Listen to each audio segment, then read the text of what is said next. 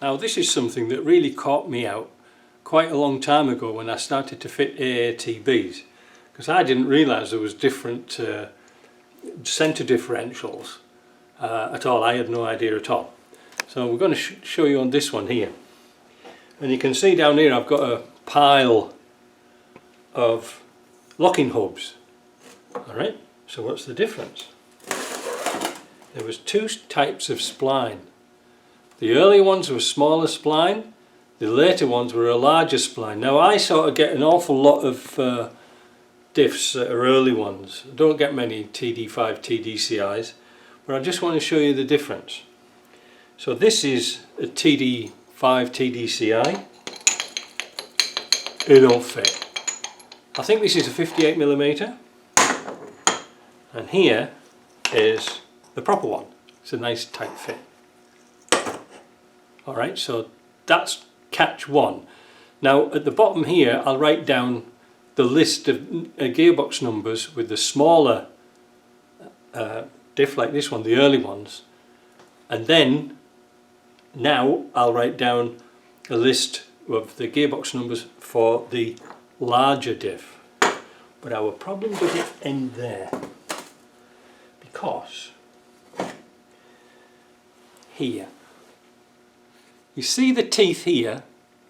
It's very hard to see on Ashkoff's site, but this is a difference. This is a first gear. No, this is a main gear. This is the high range gear. But you can see the sides of the teeth there are quite small. Compare it to that one. Alright.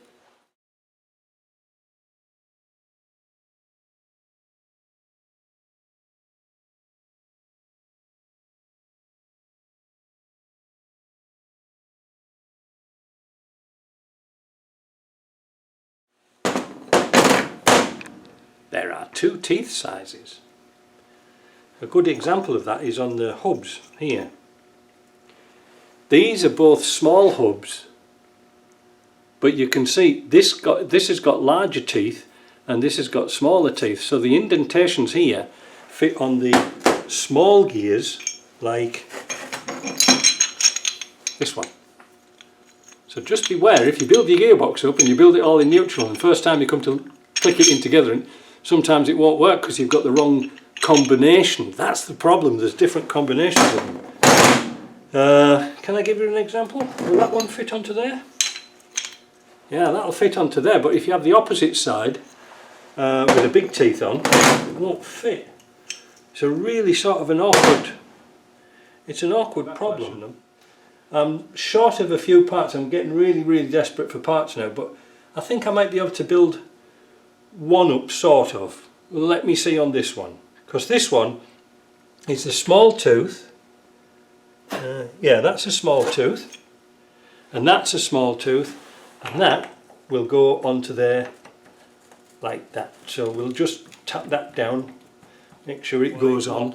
Now these gears are the very low range gears. These are 1.6, I can't remember, I'll have to write it down here.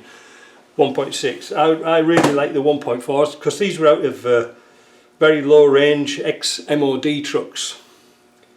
They're fitted for radio trucks. So let me put this together and see what we can find out. With the hub in place, we can now check the first gear. So just give it a little tap down like that, because it's supposed to go against the shoulder. Oh dear, taking that off now, that's a bloody nightmare, isn't it? Getting them back on again is a bit of a struggle. Back a bit. Yeah, try not to take them off completely because they seem to grow together. But anyway, what I was saying is you've got to make sure that this first gear turns. If it's tight, it's too big on the width here. Alright, you might have to take it down to the machine shop and get a bit taken off. But the next one that's to go on is this gear. This goes on simply just like that. Alright? That's kind of easy, because inside here there is a steel bush, George W I think we call it, so that goes on into there. Now one of the things you've got to watch with these differentials, just have a look where the bearing surface is here. Make sure it isn't scored, because sometimes this bearing can seize up and turn on the shaft, or alternatively, if it's been really naughty, it will turn in the casing and wear the casing out. That's because it isn't shimmed up properly and it's allowed to bounce around.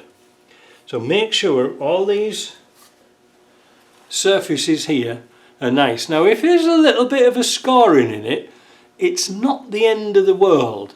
You can always put some bearing retainer on it and make sure it's all clean with brake cleaner.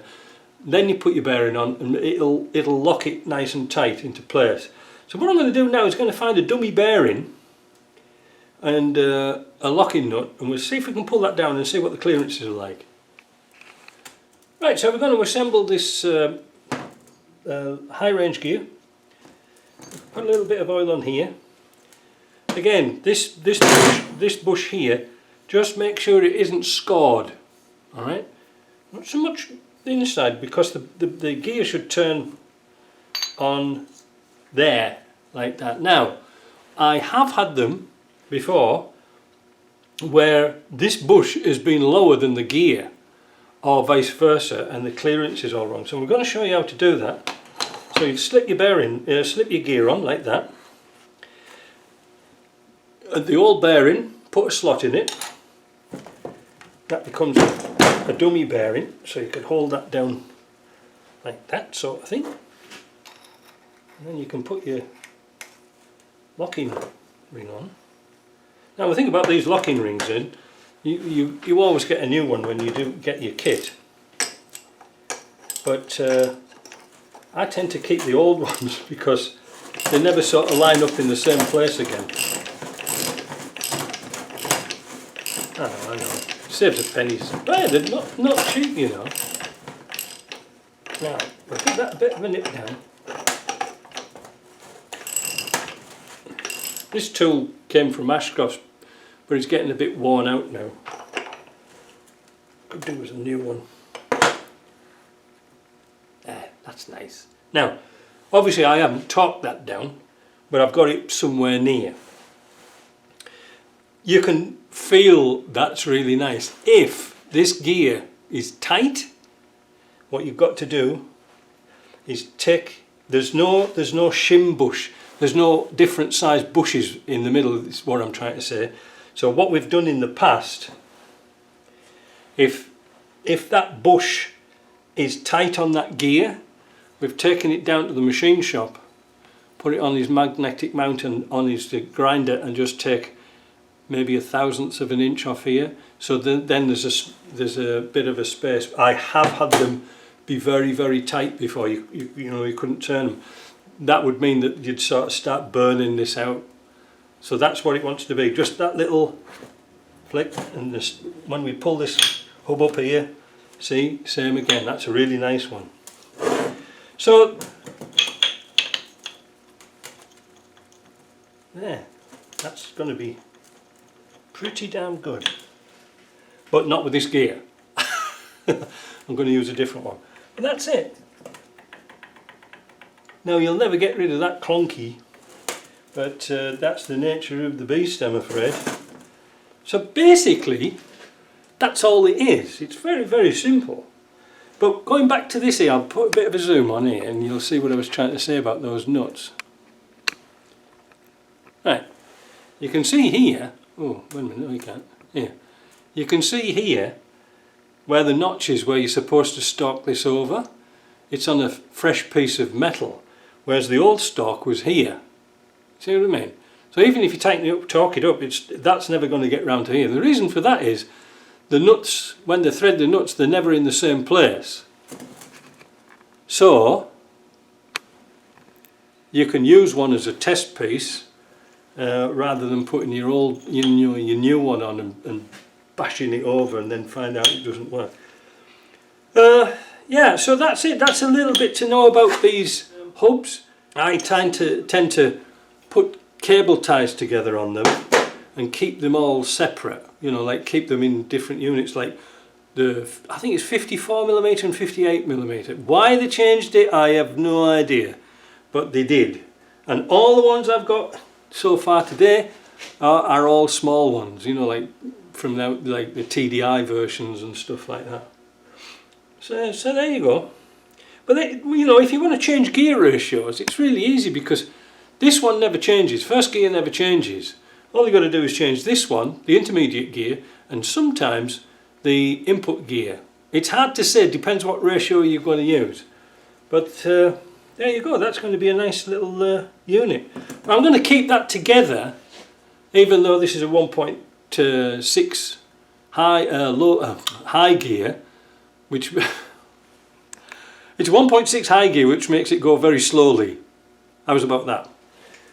This differential, if I had all the rest of the gears together, this differential would have been great to put into the 4-ton TD5. It would have been brilliant for that, very low range, and it would compensate for all that weight. Anyway, I hope that was sort of semi-interesting for you. And but now we can bag all this lot up and put it on the shelf, so when we get a job in again, we can sort of run to the shelf and pick one off and pop the diff in, knowing that they're good. Alright, see you later.